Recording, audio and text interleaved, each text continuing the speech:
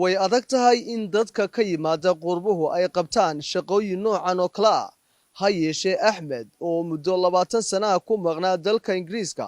waxa uu doorbiday inuu ku shaqeeyo xirfadda rinjiyeynta taasi oo uu sheegay inay tahay baahi ku banaan bulshada oo isagu arkay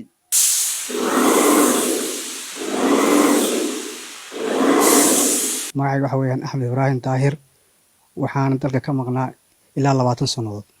waxaan ku soo koray meel la yiraahdo Cardiff marka waxaan u guuray meel la yiraahdo Birmingham caasimada labaad markan Soomaaliland xoogaa inka joogayo waxaan ka arkay baahinta ee Soomaaliland u baahneyd shaqadan in ku soo kordhiyo mashiin casriyan waan soo iibsaday markan baahinta arkay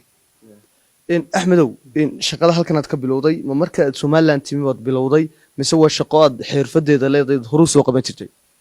may shaqada hore soo qaban jiray xagga Ingiriiska ku sameyn jiray xoogaa baan soo ilaa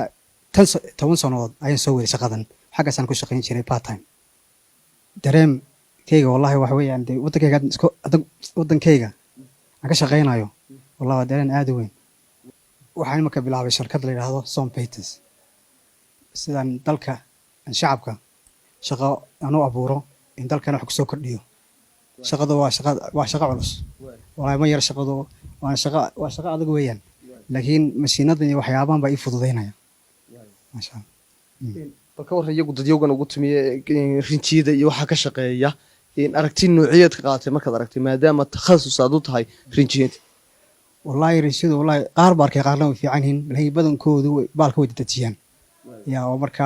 waxyaabo badan oo de ay gidaarada waxay sameeyaan yaa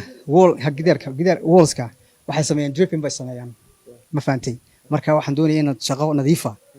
dalka aan keeno insha Allah bal hadii aad sawir ka bixiso macaamiisha iyo dadyowga aad u shaqeynayso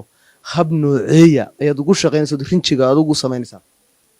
anigu si casri aan ugu shaqeynaya insha Allah waxaan soo waday anigu aan in badan baan shaqadan sameynayo marka hadii qaabkayga waa inaan nadiif anigu waxaan u shaqeynayaa qaab ka duwan qaabkii sidii lagu shaqeyn jiray oo waxaan haysan qalab casri ah oo si fiican shaqada u qabanaysa habkan u shaqeynaya waa habkii aan Ingiriiska si aan ugu shaqeyn jiray weeyaan fariinta aan dareemay shacabka waxa weeyaan inay ka soo daawado wadankooda qurbadana ka yimid ku soo rafaaday wallahi shaqada dalka shaqo way jirtaa oo markaas insha Allah waxaan ku leeyahay shacabkana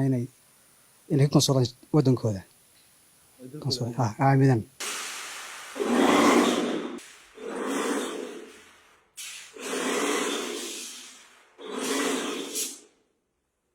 ومحمد أندر MMTV مقالة Hargeysa